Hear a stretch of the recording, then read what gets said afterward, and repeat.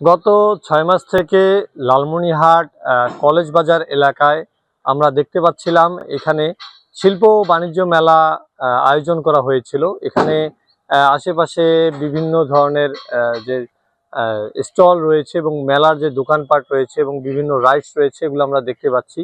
তো গত ৬ মাসেও প্রশাসনের পক্ষ থেকে তাদেরকে অনুমতি না দেওয়ার কারণে তারা কিন্তু এখন এই মেলাটি ভেঙে নিয়ে চলে যাচ্ছে। তো এতে করে লালমনিরহাটবাসীর মধ্যে মিশ্র প্রতিক্রিয়া আমরা দেখতে পাচ্ছি। এখানে এক শ্রেণীর লোক বলছে যে মেলা না হওয়ার কারণে তাদের অনেক ভালো হয়েছে, কারণ যেহেতু দেশে বর্তমানে বিদ্যুৎ সংকট এবং নানা ধরনের পরীক্ষা চলতেছে, তো এই মুহূর্তে এই মেলাটি হলে তাদের জন্য বিভিন্ন ধরনের সমস্যা হতো এবং যে যুব সমাজ রয়েছে তারাও আর কি ধ্বংসের দিকে চলে যেত। কারণ মেলার মধ্যে অনেক সময় দেখা যায় যে অনেক সতর্কতা থাকার পরেও মেলার মধ্যে কিন্তু জুয়া এবং নানা ধরনের খেলা হয়, যেগুলো আসলে আমাদের সমাজের জন্য অনেক খারাপ এবং মেলার মধ্যে অশ্লীল নৃত্যও হয়ে থাকে। তবে অনেকে মেলার প্রতিশ্রুতি দেয় যে আমরা এগুলো করবো না, তারপরেও কিন্তু আমরা অনেক সময় দেখতে পারি যেগুলো হয়। আবার আরেক শ্রেণী বলতেছে যে মেলা হলে আসলে লালমনিরহাটে সেরকম কোনো বিনোদন কেন্দ্র নেই, এই মেলাটি হলে তারা একটু বিনোদন পেত, ১ মাসের জন্য তারা একটু আনন্দ ফুর্তি করতে পেত এবং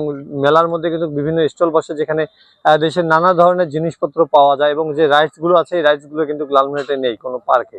তো তারাও আবার দুঃখ প্রকাশ করছে যে মেলাটি তাদের জন্য হওয়া উচিত ছিল। তো এই মিলে সর্বশেষ আমরা দেখতে পাচ্ছি মেলাটা কিন্তু আর হচ্ছে না এবং তা আমাদেরকে নিশ্চিত করেছে এই মেলা কর্তৃপক্ষ। তারা বলছে যে আমরা ৬ মাস অপেক্ষা করলাম কিন্তু আমাদেরকে অনুমতি দেওয়া হয়নি, যার কারণে আমরা এই যে আজ থেকেই এই মেলাটি ভেঙে ফেলছি। যা আমাদের জিনিসপত্র রয়েছে এগুলো আমরা সব কিন্তু নিয়ে আমাদের আবার যা যথাস্থানে আমরা চলে যাব। তো এই ছিল লালমনিরহাট যে শিল্প ও বাণিজ্য মেলা হওয়ার কথা ছিল, সেই মেলাটি আর হচ্ছে না, তারই সর্বশেষ খবরাখবর।